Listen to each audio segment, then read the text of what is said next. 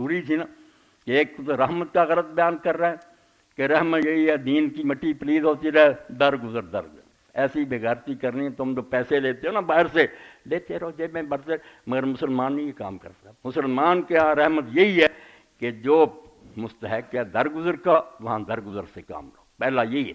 اور اگر سزا کے لائق ہے ذرا نرمی نہ کر، پھر درگزر کرنا بےغیرتی ہے، دین کی مٹی پلیز کریں، وہاں یہی اللہ پاک بات کہتا ہے کہ پھر تمہیں ترس نہیں آنا چاہیے۔ سورہ نور سے پڑھ لینا کہ ترس کی بجائے اللہ نے کیا کہا کہ زانی کو جب تم کوڑے مارو، سزا دو، وہاں اللہ پاک فرماتا وَلَا تَأْخُذْكُمْ بِهِمَا رَأْفَةٌ فِي دِینِ اللَّہ۔ یہ دوسری آیت ہے سورہ نور کی کہ تمہیں ان دونوں کے ساتھ ذرا ترس نہ آئے۔ یہ نہیں کہنا کہ انسان مر رہے ہیں، نہیں، ایسوں کا مر جانا ہی بہتر ہے، برائی ختم ہو، آگے لوگ رک جائیں، ورنہ اگر اس طرح معافیاں ملتی رہیں نا کام خراب۔ تو رحمت کا غلط تصور، اس کے بارے میں کچھ عرض کر دیا، حضور کے اور خلفاء کے فیصلے سنا دی کہ قرآن میں جو آیا کہ رہنا چاہتے ہیں ہم صاغرون، چھوٹے بن کر رہیں، ہم اتنی عزت نہیں ان کو دے سکتے کہ ہمارے نبی کی بھی بےزتی کرنی شروع کر دیں۔ اور بعد میں آپ نے یہ بھی دیکھ لیا، میں نے ان کی کتابوں سے حوالے دیے کہ جو اللہ کو گالی دے، جو قاضی کو گالی دے، جو امام مسجد کو گالی دے، سب کی سزا قتل۔ اس لیے نبی بہت بلند مقام ہے۔ اور جو شعر میں نے پڑھا تھا، شاید بعض لوگوں کو ترجمہ نہ آتا ہو، اس میں یہی کہا گیا ادب گاہ ہے زیر آسماں عرش نازک، عرش سے بھی زیادہ جو عزت کے قابل مقام ہے وہ مدینہ میں ہے۔ عرش کی توہین ہو جائے گی نا رب کی، اس کا کچھ نہیں بگڑتا، وہ غنی، دنیا بکتی رہے، اللہ تعالیٰ پر کوئی دھبا لگ سکتا، مگر نبی انسانوں میں سے ہیں، ان کی توہین کرو گے تو ان کی عزت میں کمی آئے گی۔ اس لیے فرمایا ادب گاہ زیر آسماں از عرش نازک، آسمان کے نیچے عرش سے بھی زیادہ احترام کے قابل ہے۔ اور یہاں حال کیا ہے، نفس گم کردہ میاں جنید و باجی، جنید جیسے ولی اور باجید جیسے اولیاء جب یہاں آتے ہیں مدینہ، حضور کی بارگاہ میں حاضر ہوتے ہیں تو ان کا سانس رک جاتا، وہ نہیں اونچی سانس نہیں لیتے کہ یہاں ذرا بے ادبی ہو گئی سب کچھ تباہ ہو گئی۔ اس لیے اس ذات پاک کے بارے میں جو گستاخیاں ہیں ان کو برداشت کرنے کا جو مشورہ دیتا ہے، یہ مشورہ اس کو مبارک ہو۔ امت مسلمان جو اس بارے میں وہ کوئی ذرا تصاور اور نرمی نہیں کر سکی۔ در دل مسلم مقام مصطفیٰ آبروئے ماذ نام مصطفیٰ، ہمارے دلوں میں ہے حضور کا ڈیرا، کتابوں میں نہیں ہے نہ زبانوں پہ، اندر ہے۔ در دل مسلم مقام مصطفیٰ آبروئے ماذ نام مصطفیٰ، میرے اور آپ کے پلے کیا ہے، ہماری ساری آبرو عزت صرف آپ کے نام سے ہے۔ یہ نام ہم سے چھوٹ جائے تو اللہ کے ہاں ہماری کیا قدر ہے، ہم سے بہتر انسان زمین میں موجود، اللہ کیا کرے گا ہم کو، صرف اس لیے مانتا۔ اور جو ابلیس نے اپنے سیاسی فرزندوں کو پیغام دیا، یہ نظم علامہ اقبال کی کتنی مدت پہلے کہ یہ نامرادوں نے جو پلان بنائے ہیں اس میں یہ بات بھی کہی، یہ فاقہ کش جو موت سے ڈرتا نہیں ڈرا، مسلمانوں کے بارے میں کٹے ہوئے نا کہ یہ یار بھوکے ننگے بھی ہیں، حکومتیں بھی ان کی ہم نے چھین لی ہیں، یہ فاقہ کش کے موت سے ڈرتا نہیں، مرنے کے لیے بھی ہر وقت تیار ہے، روح محمد اس کے بدن سے نکال دو۔ یہ اسکیم بنائی نا کہ ایسے طریقے کرو، کارٹون بناؤ، گالیاں دو کہ یہ عادی ہو جائیں کہ نبی کوئی شے نہیں، اللہ اس وقت سے پہلے ہمیں موت دے لے۔ بالکل امام مالک کی بات ٹھیک ہے کہ جس امت کے نبی کو گالیاں دی جائیں اس کا زندہ رہنا جو ہے اس کی بجائے اس کا مر جانا بہتر ہے۔ اللہ کروڑوں درود و سلام بھیجے اپنے نبی پر، اور ہمیں آپ کی محبت کا کوئی ذرہ نصیب کرے۔ ذرہ عشق نبی حق تر، اقبال کہتے ہیں سارا تو آپ کی محبت اور عشق کا معاملہ بہت دور ہے، تو اللہ سے یہی دعا کرتا رہے کہ تھوڑا سا ذرہ بھی حضور کی محبت کا ہمیں عطا کر دے، یہی بڑی بات۔ جب حضرت انس رضی اللہ عنہ کا بخاری شریف میں پڑھا کہ رسول کریم علیہ السلام تمہید یہ ہے، وہاں تو تھوڑا قصہ کہ نبی کریم صلی اللہ علیہ وسلم کا ایک آزاد کیا ہوا غلام تھا، مگر وہ آپ کی خدمت میں رہتا تھا، تو آپ نے دیکھا کہ وہ نا کچھ غمگین سا ہے کچھ دنوں سے، تو آپ نے فرمایا کہ کیا معاملہ ہوا؟ اس نے کہا اللہ کے رسول ایک سوچ ذہن پر غالب آ گئی کہ جنت میں پہلے تو میرے جیسے لوگوں کا جانا مشکل، اور جائیں گے بھی تو آپ کا مقام جنت الفردوس میں ہوگا، اب یہاں نہیں نظر آتے تو میں جلدی آ جاتا ہوں، پھر چہرہ انور دیکھ لیتا ہوں تسلی، وہاں کیا بنے گا؟ تو حضور نے اس موقع پر جو فرمایا، پھر صحابہ کرام کے گروہ جاتے تھے اس کے پاس، سنتے تھے، اور ساری زندگی میں اتنی خوشی نہیں لوگوں نے منائی جتنی آپ نے فرمایا المرء مع من احب، جس سے کوئی محبت کرے گا اللہ اس کے ساتھ اس کو اکٹھا کرے گا۔ اس لیے اگر تیرے عمل تھوڑے بھی ہوں گے نا محبت کرے گا میرے لوگ جا کر سنتے تھے. تو حضرت انس کہتے ہیں میں رسول اللہ ابو بکر اور عمر رضی اللہ عنہ جیسے عمل نہیں کر سکا مگر ان تینوں سے محبت رکھتا ہوں, اس لیے مجھے امید ہے کہ اللہ مجھے رسول اللہ اور ابو بکر عمر کے ساتھ اکٹھا کرے گا. تو ہم اسی امید پر جیتے ہیں. یہ سرمایہ ہم سے اگر کوئی چھیننا چاہتا ہے تو وہ ملعون اور پلید آدمی ہے, اس کا یہ جرم جو ہے نا قابل معافی نہیں. وآخر دعوانا الحمدللہ رب العالمین وصلی اللہ تعالی علی خیر خلق محمد وآلہ وصحبہ اجمعین. ہاں یہ بھی لکھ جو حوالے رہ گئے نا وہ لکھوا. یہ البدر التمام جو ہے نا شرح بلوغ المرام من ادلۃ الاحکام بالقاضی علامہ حسین محمد المغربی 1119 ہجری میں فوت ہوئے, ان کی کتاب, اور اس کا نا یہ 368 اور 369 صفحات شرح کی ہے بلوغ المرام کی. حکم من سب النبی صلی اللہ علیہ وسلم, ہیڈنگ یہ ہے کہ جو حضور کو گالیاں دیں. پھر اس عورت کا جو نبینا صحابی نے قتل کی وہ سارا لکھا, اور جو شوشہ چھوڑتے نا کہ ان کے مادہ, وہ آپ کو میں نے بتا دیا کہ اس صحابی نے کہا کہ مادہ یہ کیا تھا کہ ہمارے نبی کو گالیاں دو. وَلَيْسَ فِي الْأَحْدِ وَقَدْ يُقَالُ, یہ سمجھو 369 صفحہ. وَقَدْ يُقَالُ إِنَّ دِمَاءَهُمْ أَيْضًا حُقِنَتْ بِالْعَدْلِ. کہ یہ جو ہمارے ملکوں میں امن سے رہ رہے ہیں نا, میں نے دیکھا حضور نے خود کہا کہ میں کیس لڑوں گا اگر ان کے ساتھ ظلم ہوا.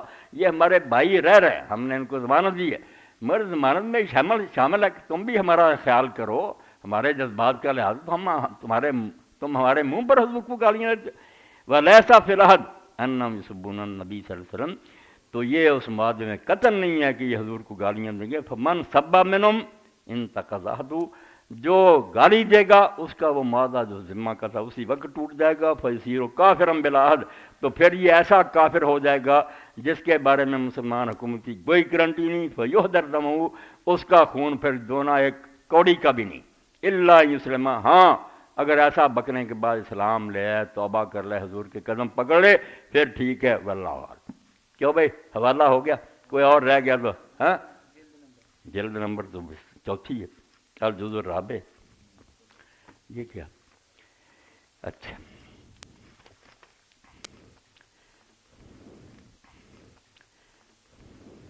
الحمدللہ رب العالمین والصلاة والسلام علی رسولہ الکریم سیدنا و نبینا و مولانا محمد وعلی آلہ وصحبہ.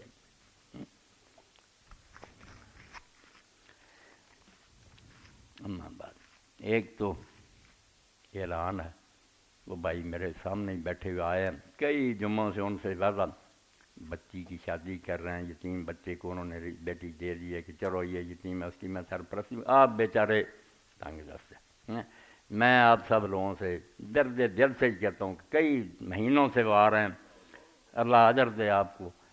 اس وقت بھی جس کے پاس ہے دے, اور اللہ بھی مدد کرے, ان کی توقع اور امید پوری ہو جائے. بچی کو عزت آبرو سے اپنے گھر بھیجیں.